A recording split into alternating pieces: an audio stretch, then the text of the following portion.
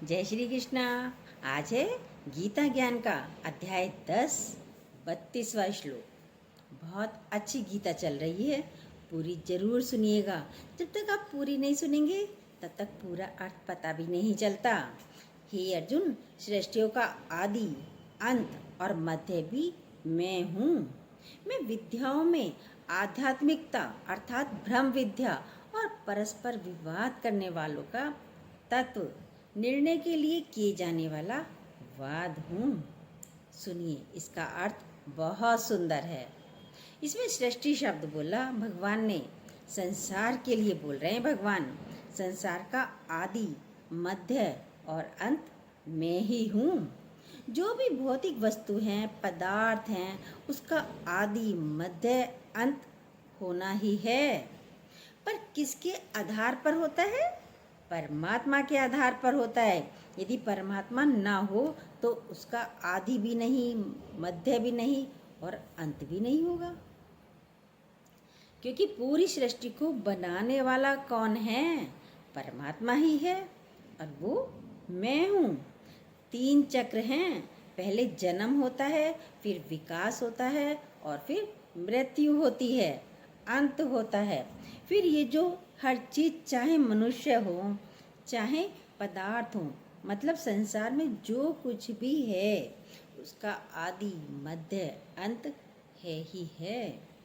हम कितना भी बचाना चाहें, जो पैदा हुआ उसका मध्य भी है और अंत भी है। जो अकाट्य सत्य है वो मैं हूँ, क्योंकि परमात्मा सत्य स्वरूप है। आदि अंत तो बीच में मध्य जरूर आएगा। यदि कोई आदि है, शुरुआत है, उसका अंत भी है। अब अंत है तो उसका बीच भी होगा, बीच भी जरूर होगा, मध्य भी जरूर आएगा। मृत्यु सत्य है, आनी ही है, उससे कोई बच नहीं सकता।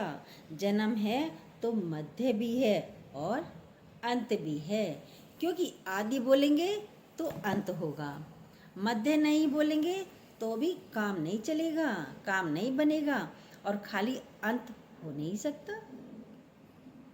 पहले जन्म होता है, आदि और अंत के बीच में मध्य तो आएगा ही आएगा, तथा आदि और अंत तभी बनता है जब मध्य आता है। इन तीनों में जो सत्य है वो मैं हूँ, भगवान कह रहे हैं। क्योंकि सत्य से हम अपने को अलग नहीं कर सकते। पूरी सृष्टि हमें दिखती है और वो मैं हूँ। मैं विद्याओं में अध्यात्म विद्या हूँ। दूसरा बोला भगवान ने, विद्याओं में अध्यात्म विद्या मैं हूँ। सृष्टि में बहुत सारी विद्याएं हैं, अनेक अनंत हैं। उसके अलावा बहुत सारे सब्जेक्ट हैं, विद्याएं बहुत सारी हैं। संगीत की अपनी विद्या है, चित्रकारी की अपनी विद्या है, मूर्तिकारी की अपनी विद्या है, साइंस, हिस्ट्री, ज्योग्राफी। एक साइंस के कितने अंग हैं, इंग्लिश के कितने अंग हैं, हिंदी के कितने अंग हैं? अनेक विद्याएं हैं। और कहते हैं मैं ये विद्या जानता हूँ, मैं ये विद्या जानता हूँ। पर उन विद्याओं में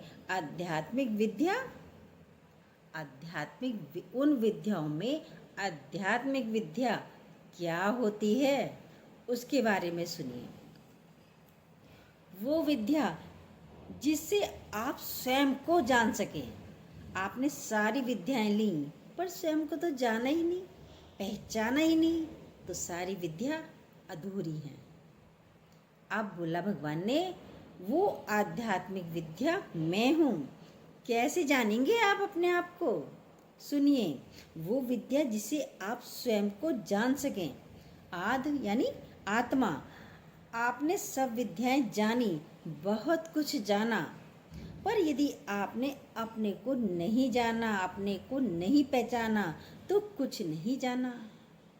सबसे बड़ी विद्या कौन सी है? आध्यात्मिक विद्या है। सबसे बड़ी विद्या आध्यात्मिक विद्या है, जिससे सबको जाना जा सकता है, स्वयं को भी जाना जा सकता है। अध्यात्म क्या है? अब वो मैं हूँ। भगवान कह रहे हैं वो आध्यात्मिक हुआ, मैं जान रहा हूँ, उस जानने वाले को भी मैं जान रहा हूँ। ये गहरी चीज़ है, ये आध्यात्मिक बात है। उस जानने वाले को भी मैं जानता हूँ, मैं जान रहा हूँ। कोई कहे मैं जानता हूँ, ये तो अहंकार है, मैं सब कुछ जानता हूँ। क्या है ये? अहंकार हुआ। मैं जानता हूँ, मैं सब कुछ जानता हूँ, मुझे पता है, सब कुछ पता है, ये है अहंकार। पर कौन बोल रहा है मैं जानता हूँ? कभी इसके और ध्यान दिया? जो बोल रहा है वो मैं हूँ। वो आध्यात्मिक विद्या है जिसने ये जाना।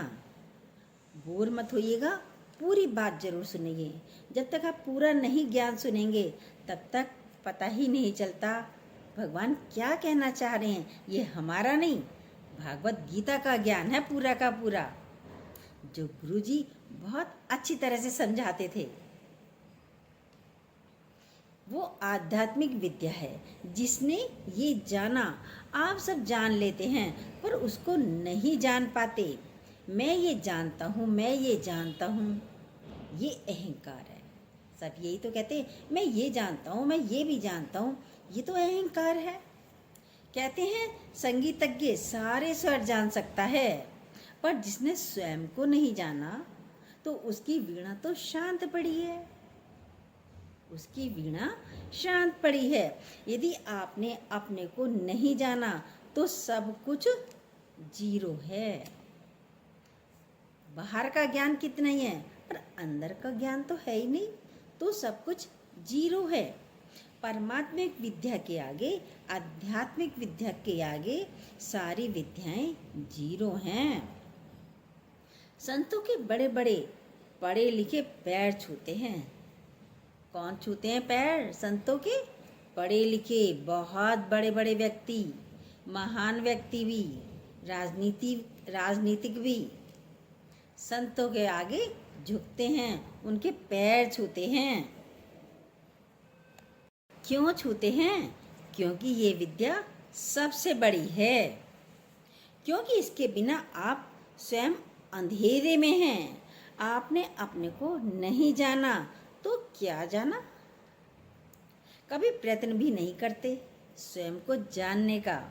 स्कूल में डाल दो, ये पढ़ो ये पढ़ो, बच्चों को स्कूल में डाल देते हैं, भाई ये पढ़ना है, ये पढ़ना है, ये पढ़ना है। नृत्य विद्या सीख लो, डांस सीख लो, संगीत विद्या सीख लो, दौड़ाते रहते हैं। यही सब पढ़ाते हैं स्कूलों में। सब विद्याएं बहुत अच्छी हैं, बुरी नहीं है, पर बड़ी विद्या जिसको बोलते हैं आध्यात्मिक विद्या, वो है स्वयं को जानना। सबसे पहले स्वयं को जानिए। कहते हैं सिकंदर के गुरु थे अरस्तु। जब सिकंदर भारत में आ रहा था तब उसको बोला था अरस्तु ने कि तुम एक भारतवर्ष से एक सन्यासी लेकर आना, भारतवर्ष से। वो बोला, सिकंदर बोला क्यों भाई, सन्यासी को क्यों लेकर आऊं? और सन्यासी भी वो हो जिसने स्वयं को जाना हो। हम स्वयं को नहीं जानते। वो अरस्तु सिकंदर के गुरु थे, पर सिकंदर क्या करता था उनके साथ? क्योंकि वो सम्राट था, अपने को बहुत बड़ा समझता था। उस गुरु को भी वह घोड़ा बना दिया करता था और उस पर बैठकर आगे जाता था। भाई तुम घोड़े बनो, और तब चलता था उस पर बैठकर। जैसे बच्चा अपने पिता की पीठ पर बैठता है, पिता घोड़ा बन जाता है, बच्चा उस पर बैठता है, पिता तो हंस हंस कर उसको खिलाता है, भाई चल मैं तेरा घोड़ा बन जाता हूँ, आ मेरी पीठ पे बैठ जा। लेकिन सिकंदर तो गुरु को ही घोड़ा बनाकर उस पर बैठता था और कहता था आगे चलो, मुझे बैठाकर चलो। माना गुरु की वैल्यू ही नहीं थी उसके लिए गुरु की कोई वैल्यू ही नहीं थी। अरस्तु जानता था मैं इसका गुलाम हूँ, इसीलिए कहा था भारतवर्ष से एक सन्यासी जो स्वयं को जानता हो उसको लेकर जरूर आना। हम स्वयं को नहीं जानते, आश्चर्य की बात है, सबको जानना चाहते हैं। देखिए अपने अपने अपने आप को, सबको जानना चाहते हैं, पति को जानना चाहते हैं, मम्मी पापा भाई बहन बच्चों बहू बेटों सबको जानना चाहते हैं। पर खुद को सोचते हैं क्या जानना, कभी ये बातें सुनी ही नहीं थी, ये तो गुरुमुख बातें हैं। तब पता चलता है भाई सही बातें, अपने को तो जाना ही नहीं, हम स्वयं को नहीं जानते। आश्चर्य है। रमण महर्षि के पास कोई जाता था तो उससे बोलते थे हु आर यू। गुरु जो भी कहते थे अपने को जानो। गुरु जी सबसे ही कहते थे हु आर यू, भाई अपने को जाना, कौन हो तुम।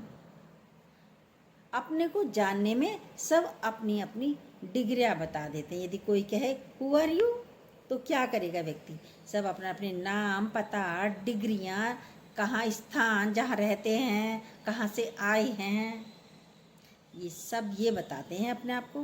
वास्तव में आप कौन हो, नाम तो बाद में मिला, शरीर भी आप नहीं हो, विद्याएं भी बाद में मिली हैं आपको, वो भी पढ़ी हैं, बाहर से पढ़ी हैं। उन सबको भी जानने वाला कौन सॉरी सब विद्याओं को जानने वाला जिसने जाना वो बड़ा है। इस पर एक दृष्टांत और आता है। रामकृष्ण 2nd क्लास तक पढ़े हुए थे, पर विवेकानंद कितने पढ़े लिखे थे, बहुत पढ़े लिखे थे। उनके गुरु बने रामकृष्ण। क्यों बने? रामकृष्ण ने बाहर की विद्याओं को नहीं पढ़ा, वो खुद में लीन हो जाते थे। समाधि मतलब वो खुद समाधि में लीन हो जाते थे। समाधि मतलब सम बुद्धि, उसके साथ जो एकाकार हो जाए, समाधि अंतिम स्थिति है समाधि। तो ही मोही मोही तो ही, अंतर कैसा, वो स्थिति, वो मैं हूँ। एकांत जब आप भी ना रहें, ये होता है एकांत। एक का भी अंत, केवल रह जाए एक, यह है एकांत। एकांत का भी अंत हो जाए, उस स्थिति में आने का कभी अभ्यास किया, जहाँ कोई ना रहे, सिर्फ परमात्मा ही रह जाए। और विद्याओं का अभ्यास करते हैं, और सभी विद्याओं का अभ्यास करते हैं। क्या उस स्थिति में आने का अभ्यास किया? संगीत का अभ्यास करते हैं, नृत्य का अभ्यास करते हैं, पढ़ाई में कितना अभ्यास करते रहते हैं। आध्यात्मिक विद्या का अभ्यास नहीं करता कोई। क्या जानते हो आप? क्या जानते हो? अपने को तो जाना ही नहीं, बाकी संसार की चीज़ों को जान भी लिया तो क्या। रविदास चमार थे, कुछ नहीं पढ़े। कबीरदास भी पढ़े लिखे नहीं थे, 2.5 आखर प्रेम का, पढ़े सो पंडित हुए। पढ़े लिखे नहीं थे कबीरदास, कुछ नहीं जानते थे, साधारण जुल्हा थे। आज कबीरदास जी के दोहों पर PhD की क्लासें चल रही हैं। खिचड़ी भी, भाषा भी क्या थी, खिचड़ी, मिली जुली भाषा। जो उनका अनुभव हुआ वो बोला उन्होंने, कबीरदास जी ने। इसमें भाषा की आवश्यकता ही नहीं है, अक्षरों की आवश्यकता ही नहीं है, पर हम किसको जाने। बुद्ध को जो बोध हुआ, ये स्वयं को जानने का बोध हुआ। वो पढ़ाई से नहीं आएगा। विद्या कही जाती है, पर ये विद्या उसमें सहायक नहीं है। ये विद्याएं, बाहर की विद्याएं उसमें सहायक नहीं है। स्वयं को जानने में जितनी भी विद्याएं हैं वो सहायक नहीं होती। बढ़िया हुए गुनाहगार, जो पढ़ा लिखा होता है वो तो गुनाहगार होता है। और पढ़े लिखे में और अहंकार पुष्ट हो जाता है। पढ़े लिखे में क्या होता है, अहंकार और बलवान हो जाता है। वेद शास्त्र पढ़ लिए तो मैं बहुत जान गया, क्या कहते हैं, किसी ने वेदों को, शास्त्रों को, गीताओं को, ग्रंथों को पढ़ लिया तो क्या कहता है, मैंने इतने ग्रंथ पढ़े हैं। ये हमारे आगे बढ़ने में रुकावट हो जाएगी। आप गोल गोल उसी में घूमते रह जाएंगे। संसार में लोग वेद शास्त्र पढ़ रहे हैं, 18 पुराण भी पढ़ लेते हैं, परमात्मिक मार्ग में सब पढ़कर भी नहीं जा सकते। ये भी बाहर की विद्या है, पढ़ी तो बाहर से पढ़ी, ये बाहर की पढ़ाई है। पर आध्यात्मिक स्वयं को जानने की विद्या, उसमें आप खो जाएंगे। उस खोने में ही आनंद है। इसीलिए ब्रह्म विद्या बोली जाती है। ब्रह्म विद्या साधारण नहीं है। अपने आप को उससे जोड़ने का प्रयत्न करिए, एकाकार होने का प्रयत्न करिए। ये जितने भी संत लोग ध्यान करवाते हैं, धारणाएं करवाते हैं, सब उसी एकाकार होने के लिए प्रयत्न है। भगवान में एकाकार होने का ही प्रयत्न है। पर हमारी वृत्ति तो चारों तरफ फैली रहती है, भागती रहती है। समेटने की वृत्ति नहीं रखते हम, समेटते नहीं हैं। सबका व्यवहार, सबकी बातें, सबके शब्द, आपके अंदर सब चलता रहता है। सबको गुम करने का अभ्यास करिए। सबको गुम करना मतलब छोड़ने का अभ्यास करिए, तभी जीने में मज़ा आएगा। आप तो कांटे पकड़ लेते हैं, छोड़ेंगे तो लहू सूख जाएगा। भाई कांटे आपने यदि पकड़ लिए तो क्या होगा? हाथों में खून निकल जाएगा। लेकिन कांटों को यदि छोड़ देंगे, भले ही खून भी निकल गया, तो लहू यानी खून स्वयं सूख जाएगा। ये संसार को पकड़ने का स्वभाव जो बना रखा है, संसार को ही अपने भीतर लेकर चले जा रहे हैं, माया को ही लेकर चल रहे हैं। कभी स्वयं के ऊपर दृष्टि डाली आपने? अभी तक फलाना ये बोल रहा है, फलाना ये बोल रहा है, उससे मेरा की ऐसे करिए, उसने ये बोला, उसने ये बोला, मेरा की मैं क्या करूं? क्या फ़ायदा इन बातों से? हमारा भीतर वाला कहाँ है? इन्हीं बातों में लगे रहोगे तो भीतर वाले को नहीं पहचानोगे, वहाँ तक नहीं पहुँच पाओगे। आज कबीर ने किसी की परवाह करी? मंसूर को तो फांसी चढ़ा दी, अनहलक बोला था। हम अपने अनुभव में जिए, अपने अनुभव में जियो। संसार के अनुभव में सारा समय जीने का प्रयत्न है तो लहू लहुआन होते हैं। यदि संसार के अनुभवों में ऐसे बताया था ऐसे कर देती हूँ, उसने ऐसे बताया था ऐसे करती हूँ, उसने कहा था वहाँ जाने से काम हो जाता है, वहाँ चली जाती हूँ, तो समय वेस्ट ही हो रहा है। अपने आप को लहू लुहान ही कर रहे हो, थका रहे हो। तभी कांटे लगते हैं, तभी चुभते हैं, पीड़ा पहुँचती है, दुख लगता है। परमात्मिक भाव में, आध्यात्मिक भाव में आएंगे तो फूल ही फूल हैं। जब भगवान की बातें करते हैं, भगवान की बातें सुनते हैं, तो इस रास्ते में तो फूल ही फूल हैं। वो मरहम का काम करते हैं। तो आइए ना इसी रास्ते पर।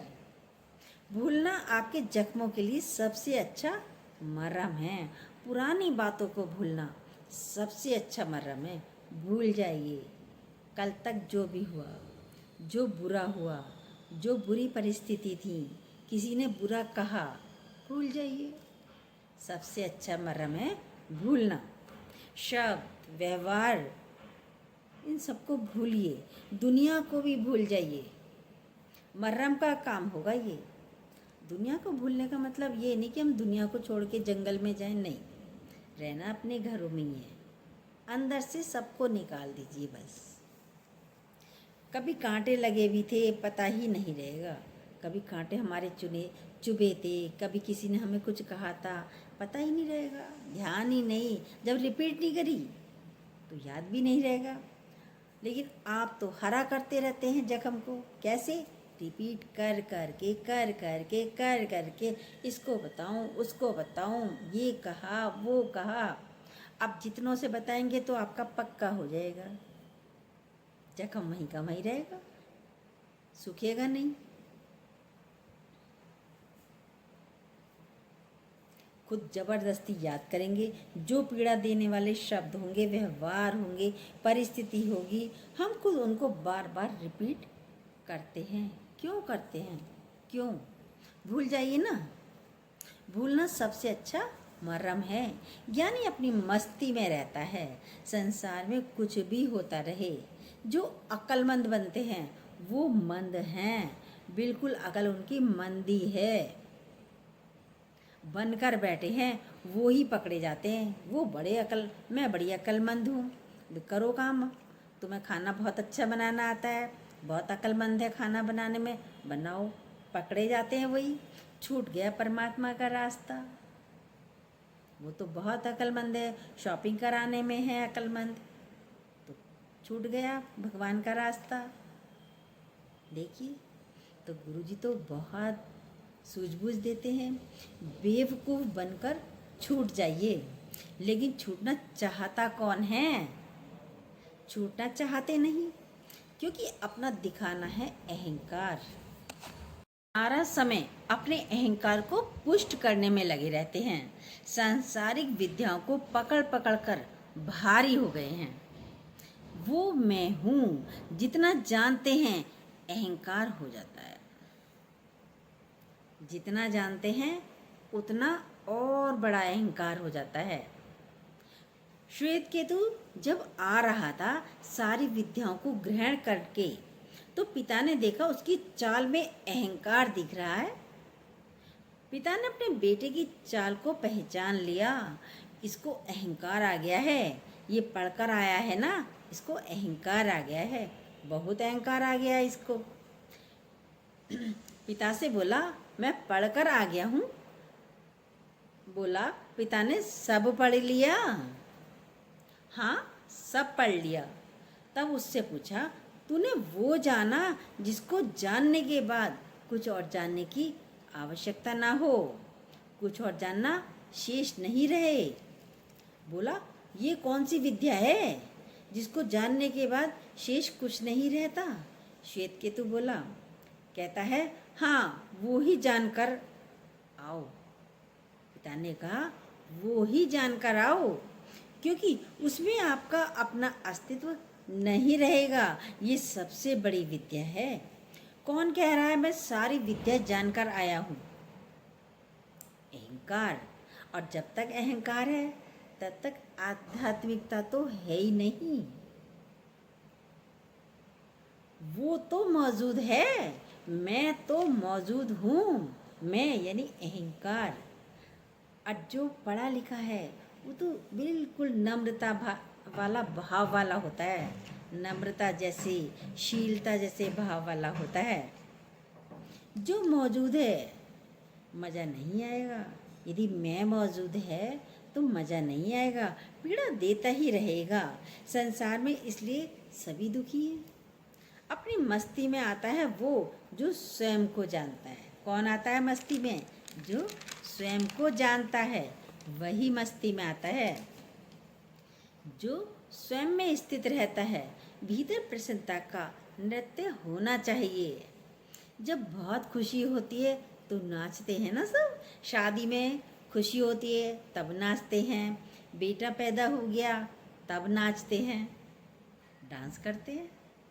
अब है और परस्पर विवाद करने वालों का तत्व निर्णय के लिए किए जाने वाला वाद हूँ। अब ये क्या है सुनिए। विवाद मतलब तर्क वितर्क। संसार में तर्क वितर्क देते हैं। तर्क मतलब एक तर्क तो होता है जो बोलेंगे तो वह अपने को सही सिद्ध करेंगे। इसको कहा जाता है आई एम राइट। मैं कुछ भी कर रहा हूँ, आई एम राइट, मैं ठीक हूँ, मैं सही करता हूँ, मैंने किया है, ये है तर्क। एक इस पर दृष्टांत बताया। जैसे एक आदमी था, राजा के पास खबर पहुंची कि वो सारा समय बोलता है मैं सही हूँ, दूसरे की बात सुनता भी नहीं है। मैं जानता हूँ, पहले बोल दिया करता था मैं तो जानता हूँ। बोला ऐसे कैसे? दूसरे की बात सुने भी नहीं। दूसरे की बात तो सुने तब बोले कुछ कि मैं सही हूँ। पहले कैसे बोल देता है? राजा बोला। राजा ने कहा बुलाओ बड़ा अटपटा सा लगा राजा को कि कैसा आदमी है। जब उसको बुलाया गया तब राजा ने बोला, बात करो। बोला, इन सबसे बात क्या करना, मैं सही हूँ। बात अभी शुरू नहीं हुई, बोली नहीं, कुछ कहा भी नहीं और कह रहा है मैं सही हूँ। कहता है देखिए, बिल्कुल सच्चा आदमी हूँ मैं बिल्कुल सत्य बोलता हूँ। यहाँ सब जितने बैठे हैं ना, अभी वाद विवाद होगा, सब अपने को सिद्ध करेंगे कि मैं सही हूँ, मैं सही हूँ। सब यही सिद्ध करेंगे, मैं सही हूँ, मैं सही हूँ। इतना सब सुनने के बाद भी जब बोलना है मैं सही हूँ, तो मैं पहले ही बोल देता हूँ कि मैं सही हूँ। इतना समय क्यों वेस्ट करूँ। सब कहते हैं आई एम राइट, और उसमें क्या होता है, कोई निर्णय नहीं लेता है, कोई निर्णय नहीं लेता, खुद ही बोल देता है आई एम राइट। अब दूसरा क्या बोले, क्या कहे, ये सब तर्क हैं। तर्क ये होना चाहिए जब बातचीत हो, वाद विवाद हो, तो केवल कौन सा हो, उस सत्य को जानने के लिए हो, सच है क्या, उस तक पहुंचने के लिए हो तर्क। बैठे हैं, विवाद करते रहते हैं, नाला उत्थे के उत्थे। अब नाला उत्थे के उत्थे का भी बहुत अच्छा दृष्टांत बताया।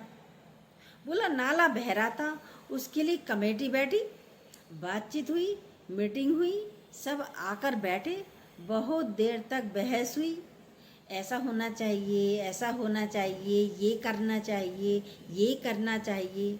आखिर इतने लड़े कि खड़े हो गए।